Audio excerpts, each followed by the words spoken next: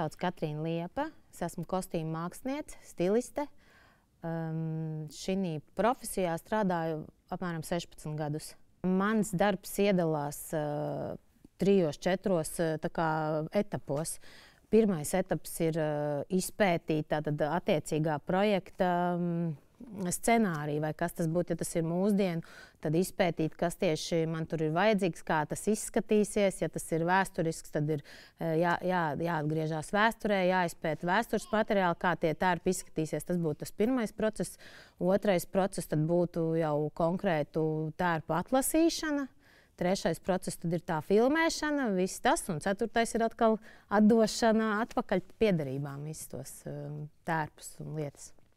Atkarībā no tā, cik liels projekts, 1, 2, 3, 10 asistenti. Jāsadala katram, asistentam ir savu pienākumu. Vienam, būtu tur jāatrod kaut kādas specifiskas lietas, kas ir vajadzīgas uz laukuma, zeķes, sildām elementi, kaut kas tāds. Citam savukārt jānomarķē jau atlasītās drēbes pēc piederības. Citam jābraukā, jāmeklē vēl kaut kādas specifiskas lietas. Tas ir atkarīgs no projekta un no projekta specifikas, kas tieši ir vajadzīgs. Tajā procesā, kad mēs sākam filmēt, tad atkal tas viss tiek sadalīts savādāk. Viens, ģērb masu skatus, otrs uzrauga galvenos aktierus, vai tur viss ir tā, kā tas ir bijis iepriekšējā epizodē, lai tas turpinātos un lai neieviestos nekādas kļūdas. Seko scenārijam līdzi. Cits savukārt atbild par to, lai tiktu iztīrīts viss un tādā veidā, katram savu pienākumu. Sagatavošanas periodā visbiežāk tā tomēr ir tāda lietu meklēšana vai pa veikaliem, vai pa noliktavām, vai pa kaut kādām īrēm. Pārsvarā tas ir, ka es braukāju, meklēju, skatos, paralēli skatos kaut kādas savas bildes, kā es esmu iedomājusies to tēlu, vai, piemēram, tie raudumu veikali, atkal, ja tas ir saistīts ar šūšanu. Parasti tā sākās 10 no rīta un beidzās līdz pat veikali tiek slēgti, citreiz 9 vakarā. Savukārt filmēšana ir atkarībā no tā, cikos mēs sākam filmēt. Es vienmēr esmu uz sākumu, vienmēr skatos, lai aktieri būtu pareizi apģērbti. Un tad, ja man, visu dienu filmēs viena aktieri, tad es nepalieku uz visu dienu. Bet, principā, es esmu vienmēr no rīta un palaižu, lai aktieri aiziet pareizajos kostīmos uz laukumiem. Citos projektos māksliniekam ir ļoti tāda liela loma, citos netik liela. To režisors nosaka visu, kā kam jāizskatās. Citos savukārt ir operators, kurš vairāk redz to visu krāsu paleti, un tad viņš izsaka to savu redzējumu. Tas ir diezgan dažādi, bet kopumā ir tā, ka ir režisors, tad es tiekos ar producentu, izrunāju naudas, un tālāk notiek tas radošais process visvairāk ar režisoru komunicējot.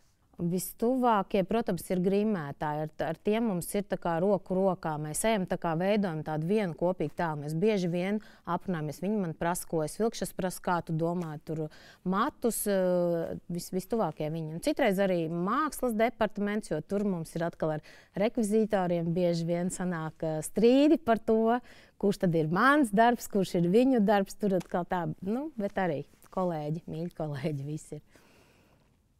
Es teiktu, ka visu dzīves esmu saistīta vairāk vai mazāk ar mākslu un to radošo procesu. Bet patiesībā tur ir 50% radošums un 50% ir tehniskais un organizatoriskais, jo tām abām pusēm ir jābūt ļoti stiprām, lai šī profesijā varētu strādāt. Pirmkārt, jāmīl tā profesija, un to var just uzreiz. Cilvēks ir nokļuvis uz laukumu, var just, vai viņam tas patiks, vai viņš tajā vidē jūtās kā savējais vai nē. Jo, ja šis nav, tad vienalga, tad tu to darbu nevar darīt, ja tu nemīli to profesiju. Otrām kārtām ir jābūt ātram, ir jābūt attapīgam, ir jābūt ar labu atmiņu. Es teiktu, ka tie ir tie galvenie. Protams, tas radošums arī.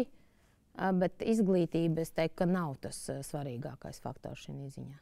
Pirmkārt, nokļūt uz filmēšanas laukumu, un tas nav grūti, ja tu esi gatavs vienkārši par velti atnākt un pastrādāt un darīt jebkādus darbus, tad mēs bieži pieņemam asistentus vai vienkārši cilvēks, kas to grib darīt. Un tad, ja viņš tiešām saprot, ka viņš to grib, tad ar savu iniciatīvu viņš parādīs to, ka viņš to var. Es domāju, ka viņš nonāks.